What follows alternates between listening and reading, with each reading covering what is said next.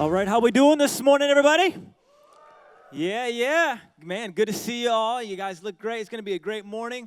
And I do want to encourage you, next week, you saw that cool sermon bumper that we're going to be doing, Jonah, Life on the Run. It's going to be awesome. It's going to be a great series. We're going through the book of Jonah, telling his story, and seeing a guy who's trying to run from God, but seeing a God who never stopped running after him. It's a great story. It's a story of hope. It's a story of purpose and meaning. So it's going to be encouraging to all of us, and it's going to be a great opportunity to invite people. So invite your friends. Turn to the person next to say, invite your friends. Just tell them real quick. Just say, invite your friends. Invite your friends. You will be glad that you did. It's going to be awesome. Well, we are wrapping up Virtuoso. Man, it's been an awesome series. And if you're just joining us today, I want to encourage you. You can always go online, summitparkchurch.com. You go to our media page. You can check out the messages and get caught up. But, man, this has been a great series. We've been talking about being virtuosos. What that word means, if it's kind of new to you, if you haven't heard it for a while, it's someone who's a master at like an art, music, or art, or a craft, or something like that. Someone who's perfected their craft. They put the time into being a master. They've become someone who's really proficient at a skill or an art of some kind. And I was thinking as we wrap up this series, I thought about my own artistic journey, and it's been very, very weak. My own journey throughout life has been very, very weak. In art class, this is the class one of the classes I looked forward to the most, and I think I did pretty consistent because I got a C, and I think that was for consistency. Consistency each and every year in art. I couldn't, honestly, when it came to coloring or any of that stuff, man, I am just horrible at it. I'm terrible.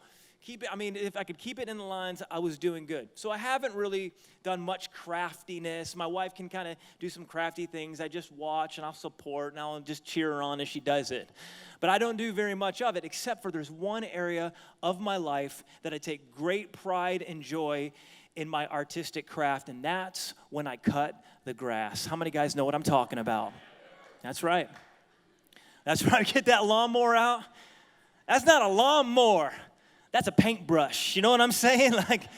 That is a sculpting tool to make my yard look better than my neighbor's, which is the goal. I get that thing out, man. I mean, seriously, I don't even have that great of a lawnmower. It's just a standard lawnmower recycler. I don't even bag it. But what I do is I want to keep those lines nice and straight. I get that weed eater out. Guys, you know what I'm talking about? Can I hear a grunt if you know what I'm talking about? Get that weed eater out, just then come across, kind of like a little buzz cut. I love it, man. Get the podcast, and I just go to town, just loving it. And so what I do is, once I have it cut fresh, I love it because I sit on the porch, drink my coffee in the morning, sun's coming up, and I just look at that grass. And it looks so good. It's so even. Sometimes you have one little rebellious piece of grass come up. And I walk over to that grass, I rebuke that grass in the name of Jesus, and I pluck it out. I pluck it out. But this is true, literally. I do just, I'll kind of walk down the sidewalk and just kind of look at my grass. It's lame, I know, but it's true. And I live at the end of this cul-de-sac, so our house is on a corner, so we have in a slope down, it's really not useful for anything except looking at. My lawn is not used, it can't play on it, can't play catch or soccer or anything like that, but I'll drive past it. I'll drive past my house. I could pull into my house if I want to, just into my driveway, but no, I'll drive past my driveway. And I'll go to the cul-de-sac, and I'll just go real slow so I can look at that lawn. And I'll pull up, and I'll just be staring. I'll say, that's a good-looking piece of art right there. I know it's sad, right? It's lame, but it's true. But here's the thing that's so sad about it. Is as great of a job as I can do, and I'll pluck those rebellious pieces of grass, and I'll get the edging right, it only lasts for a couple of days. It only lasts for a couple of days. 3-4 days in, and you're like, man, it's looking nasty already, and it needs to be cut, especially a weekend, and you're like, man, it doesn't even look like a lawn. It just looks like weeds at that point, and it needs to be cut again. And what we've been talking about in this series is so much of art is like that. So much of our life is like that. We spend so much time, so much energy, so much effort giving ourselves to things that don't last. And we've been asking this question, what if we could be masters at the things that do? Like, what if we could literally be amazing and gifted and virtuosos at the things that matter? And so we've been walking through this series talking about what matters. Because if we could, that would be the best use of our time. And that's the big idea. For the last time as we walk through this series, if you're taking notes, I want you to write this down. Let this seep into your heart. Let it penetrate your soul and change you, because the best use of our time is to master the things that matter. Like when you get to the end of your life, when I get to the end of my life, what we want is to have spent our energies and our time and our talents doing something that actually counts, that actually matters, that we're going to be proud of, something that lasts, something that is substantial. And you say, well, Scott, what is that? The word virtuoso clues us in. It's our virtues. Our virtues are the things that matter. What you're going to want at the end of your life is your virtues. You're going to want your character. You're going to want substance of your life. So give yourself not to mastering your golf game or your jump shot, as great as it is. Give yourself to mastering what matters. Master your character. You say, well, where's that found? How would I know? Where would I start? Galatians chapter 5. Paul gives us this great little list. It's called the fruit of the Spirit. Galatians chapter 5, verse 22. We've been walking through these and we're wrapping it up today. Let me read this one final time. But the fruit of the Spirit is love, joy, peace, patience, kindness, goodness, faithfulness, gentleness, and self-control. We've been walking through almost all of these. And what we've done every time as we walk through, we'd be like, man, this is a great list. This is an inspiring list, but it's also intimidating. Because you look at something like that and you're like, man, how can I ever be good at all of that? And maybe you've tried. Maybe you've tried in your life to say, I'm going to really be good at loving today. I'm going to be really good at being joyful today. I'm going to be really good at having peace today. And what we've learned through this series is you can't. Like, as hard as you try, as much effort as you put forward, man, it's frustrating. And here's the thing.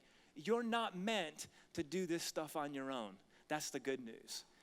The good news is this happens, this fruit of the Spirit happens when you and I are connected to the ultimate virtuoso, God. The one who created the world, the one who spoke the world into existence, the galaxies, the stars, the seas, the mountains. He's the master artist.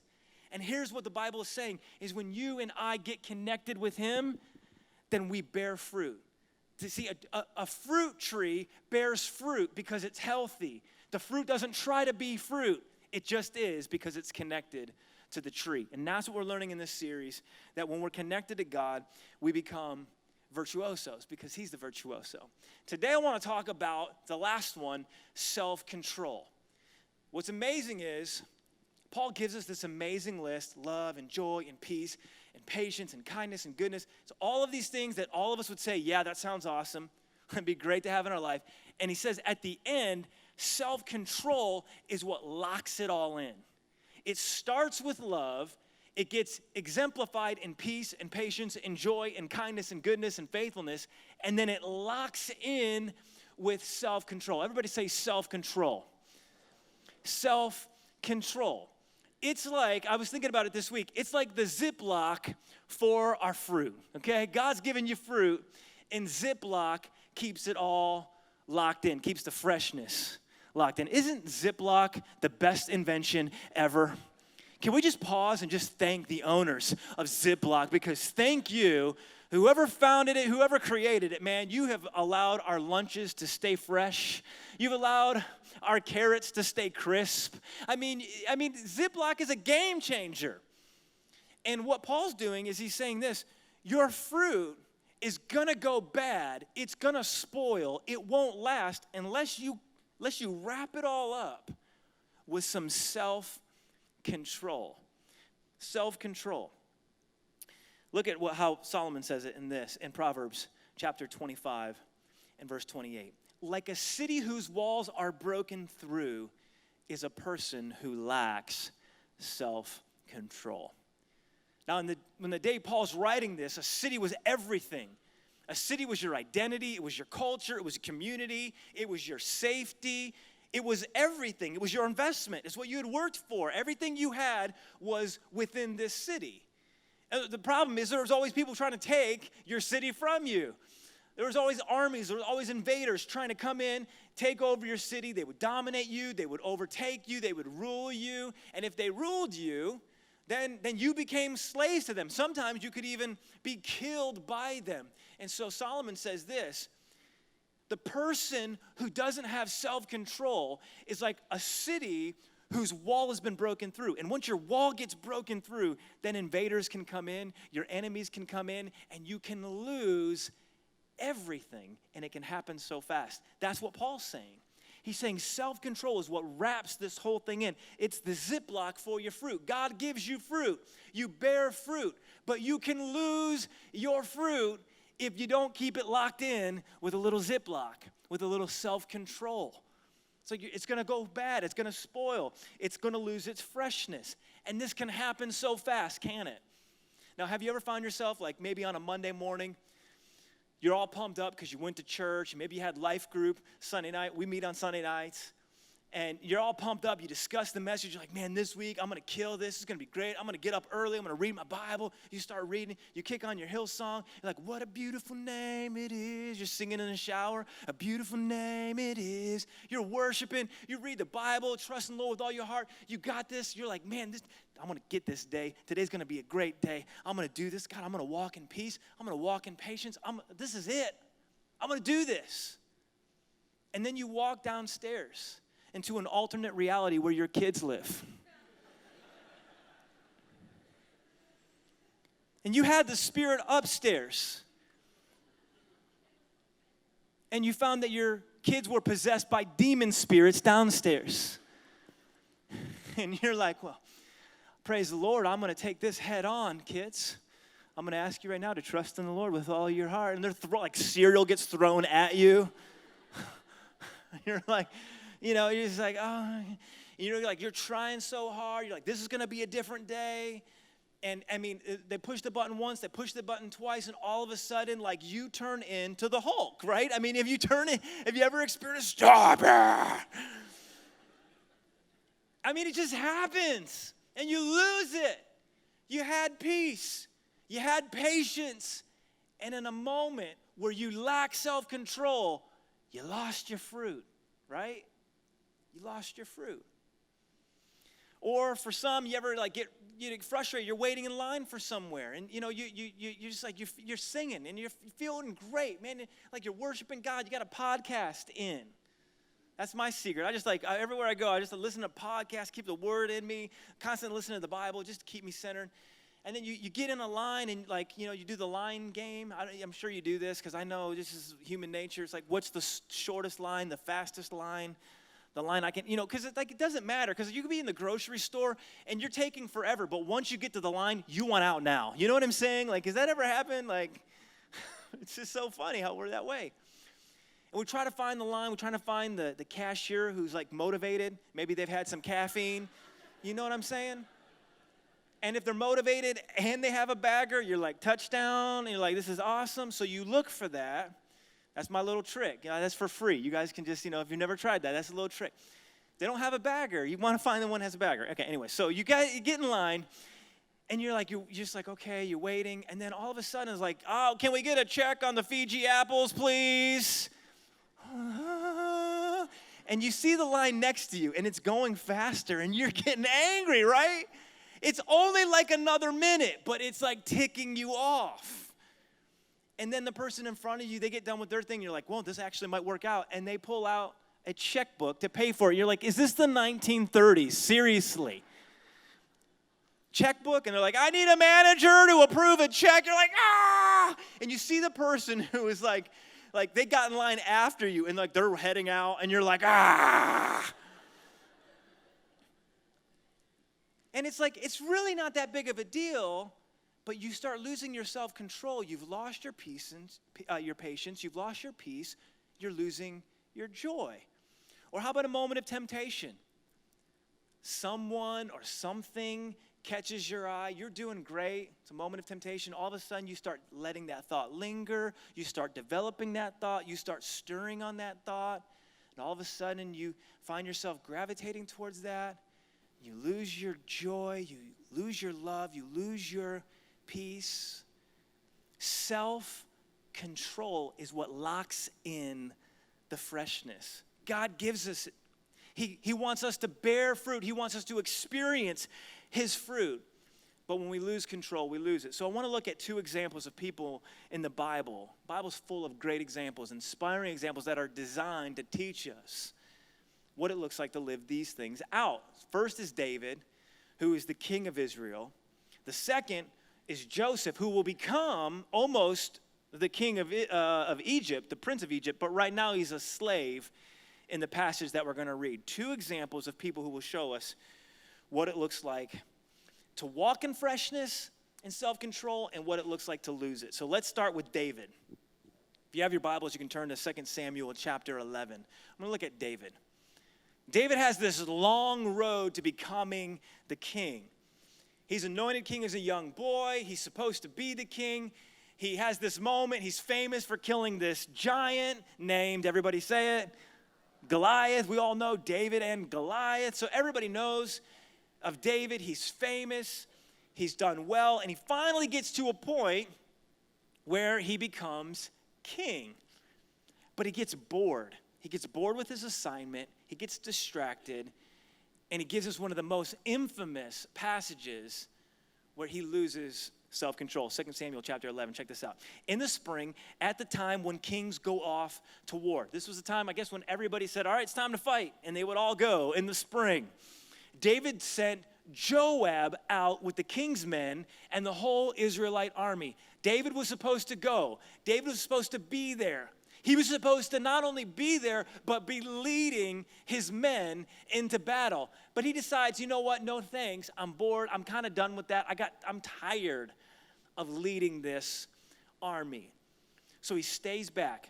So the whole army destroyed the Ammonites, besieged Rabbah, but David remained in Jerusalem. One evening, David got up from his bed and walked around the roof of the palace. He's completely bored out of his mind. And we're going to talk about that in a second. Why?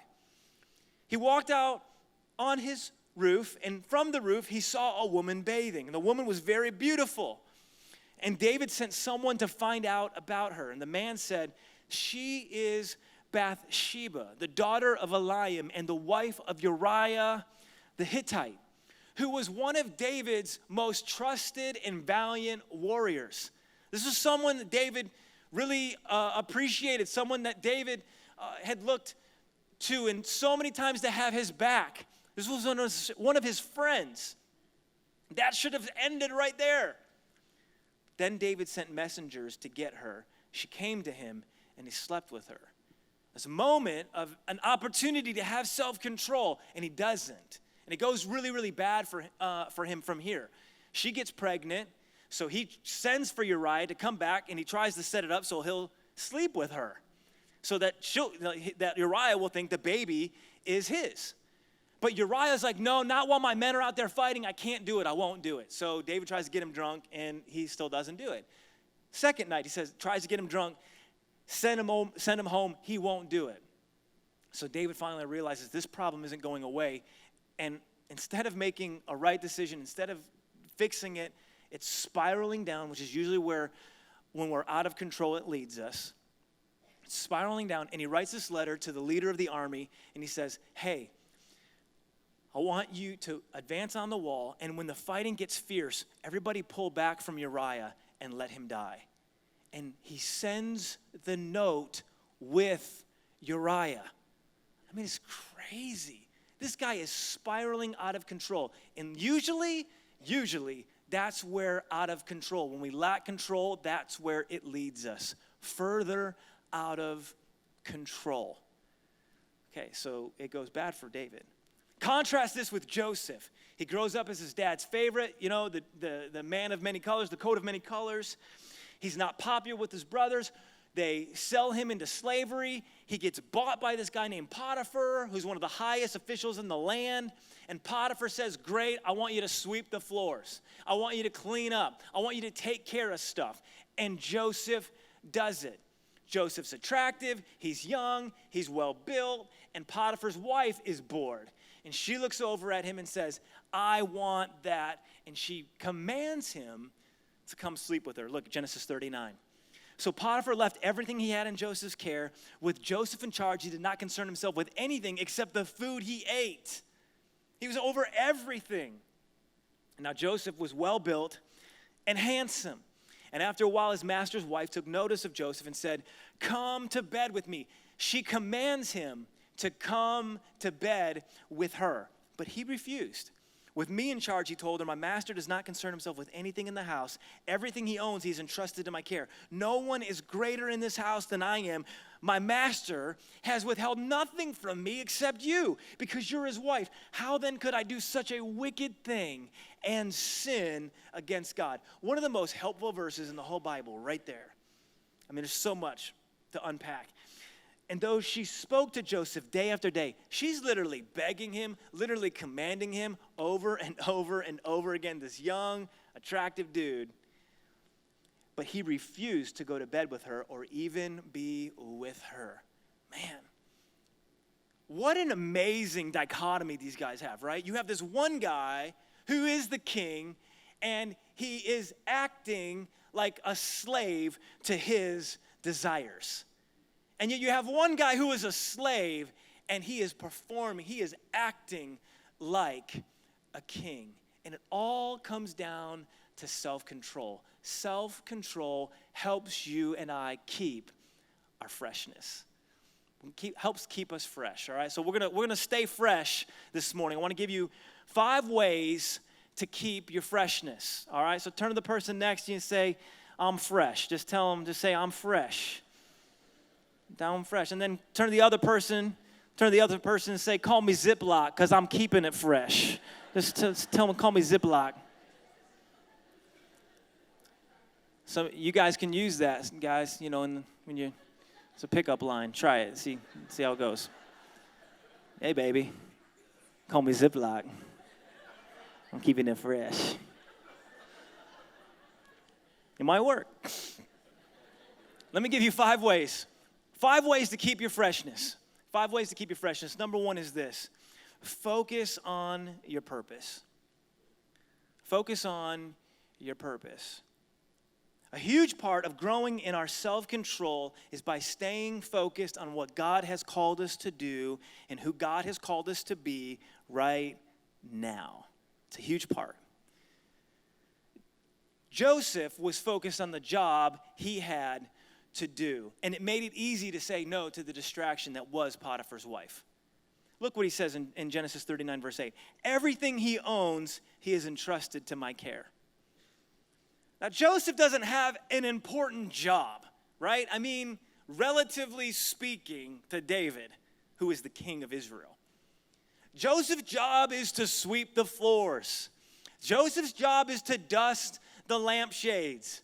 Joseph's job is to clean the toilets. But he says this, that's my job, that's my focus. I am going to stay focused on my purpose. This is why I'm here. God's put me in this assignment, and I'm going to give myself to it. You contrast this with David, who in the time when kings are supposed to go off to war, he sends Joab to do his job for him. What's happening here? Who has the most important job? David, right? Who's taking their job more seriously? Joseph. Who has more self-control? Joseph. Your commitment to your purpose is directly connected with your ability to stay self-controlled in the moments of weakness, in the moments of temptation. Why are you here? What is your purpose? What assignment does God have you to do? When you are distracted from that, when you're not focused on that, then any little distraction can come and pull you away and distract you and lead you away. And it's going to ruin you. It's like an invader is going to get into your city and ruin your life. David's bored with his assignment. He thinks he's better than this assignment. He's the king of Israel. And yet he's gotten bored with what God has put in front of him. And I just want to say this. This is such a good word for us because this is our human nature. Our human nature is always to think, well, they've got a really important job. What I've got is not that big of a deal. And he's the king of Israel. But our human nature is to say, well, once I get here, then I'll start taking it seriously. Well, once I accomplish this in my job, then I'll take it seriously. Once we get to this place in our marriage, then we'll be consistent with date nights and time together and this and that. Once we get the kids out of the house, then once the kids are a little bit older, then I'll be a good parent.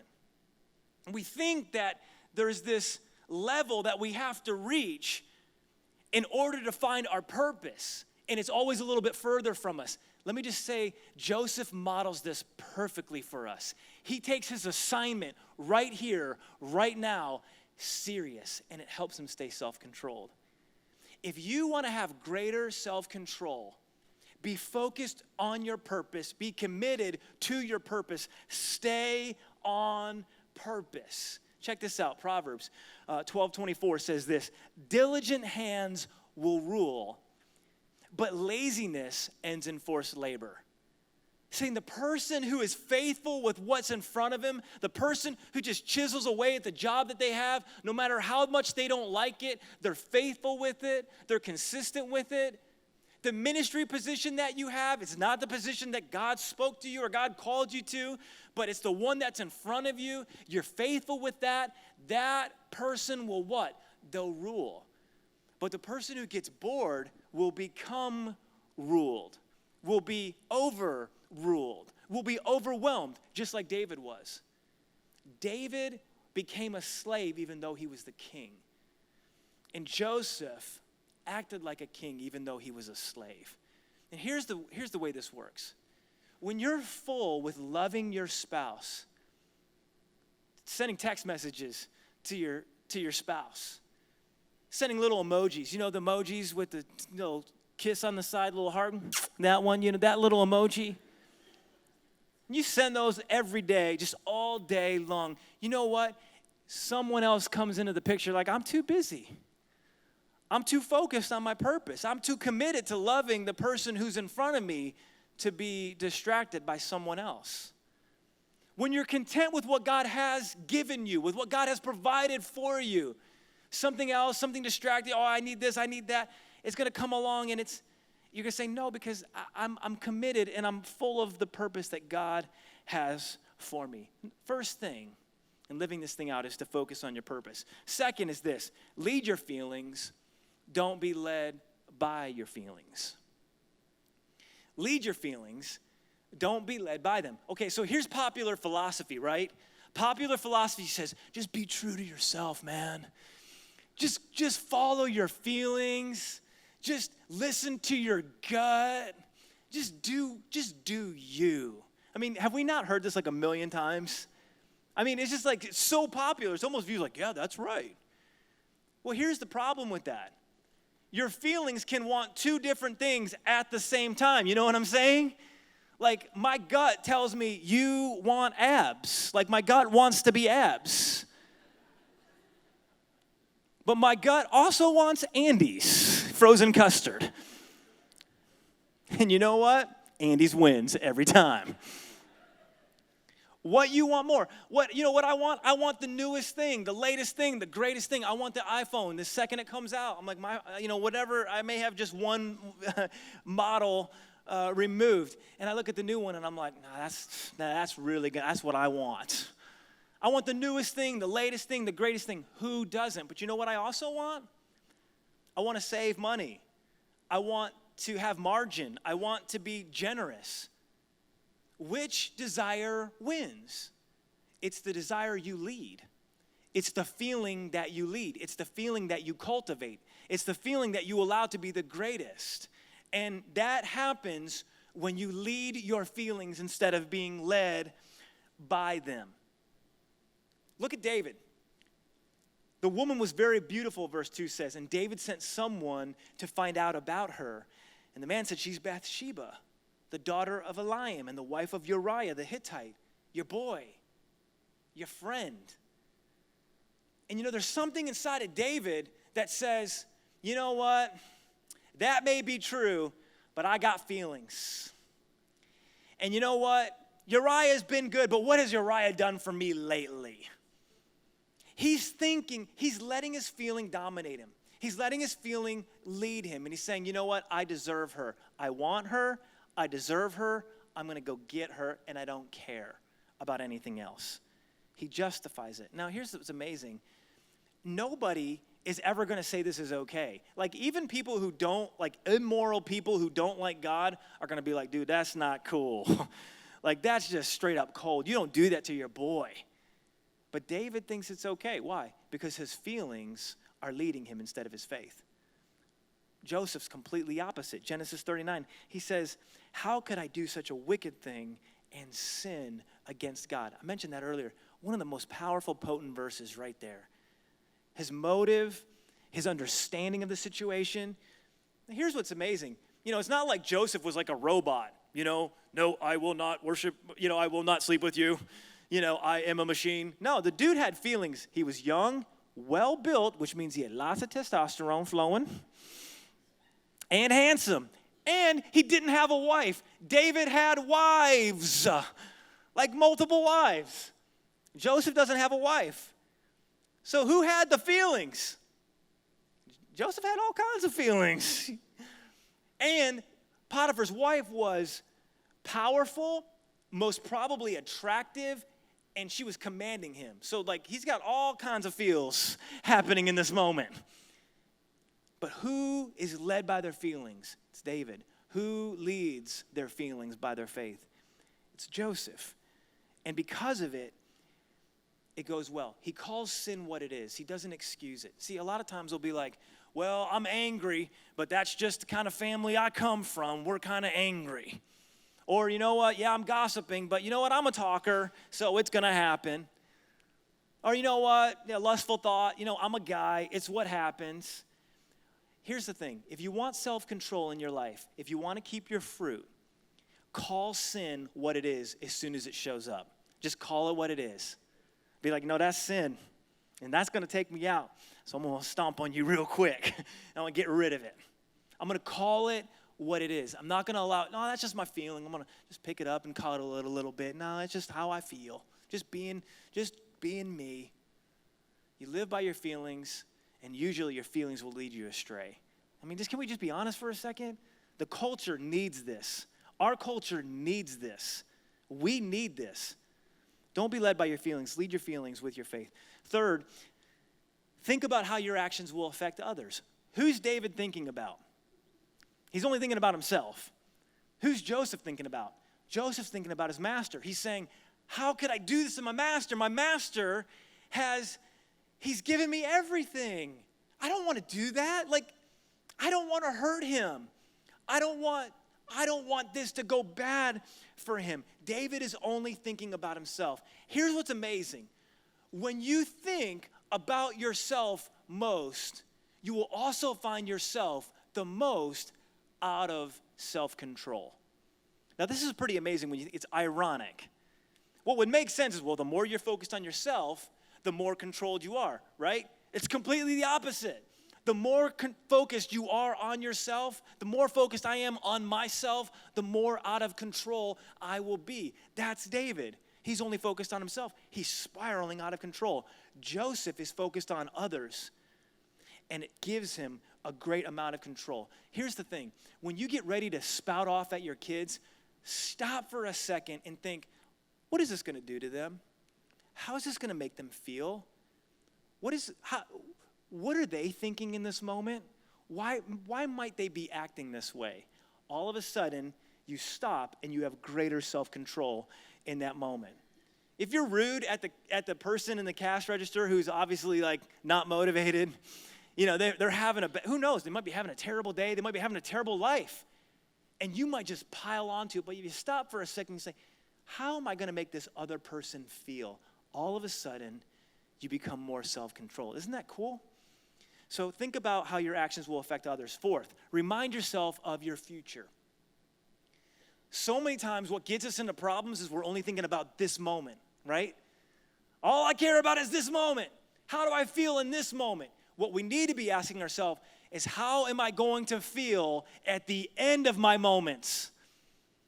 And paint this picture for all of us real quick, especially for us who are, 40 and under. We just don't think like this very often.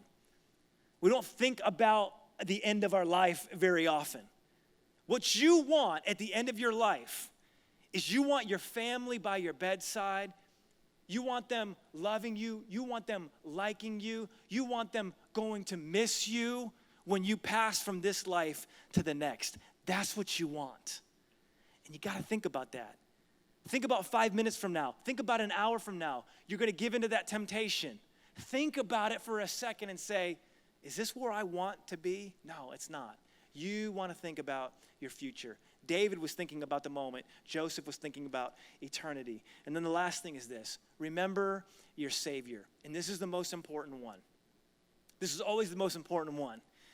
Remember your Savior. In moments where your self-control is being challenged, when you're wanting to give up, when you're wanting to get angry, when you're wanting to gossip, when you're wanting to get anxious and lose your peace, when you're wanting to get impatient, whatever it is, whatever is going to cost you to lose your fruit, when you get to that point, remember your Savior. Bring God into the situation. Again, with Joseph, he says this, how could I do such a wicked thing and sin against who? What does he say? God. He remembers that, you know what? There is a God who created this universe, and he created me, and he has a plan for my life, and I want to remember that. I got to bring that into this focus. It's not just about me right now. It's about God. It's about God's plan. What does God want? What does God say about this? And could I bring God into this moment? This is where freshness always starts. This is where the fruit always starts. It starts with being connected with God. It always starts with being connected with God. That's the beauty of it. You don't have to do this on your own. You just have to be connected to the one who will do it through you. God will bring this fruit into your life. And when you're finding yourself in moments of a lack of self-control, moments of decision, bring Jesus into it.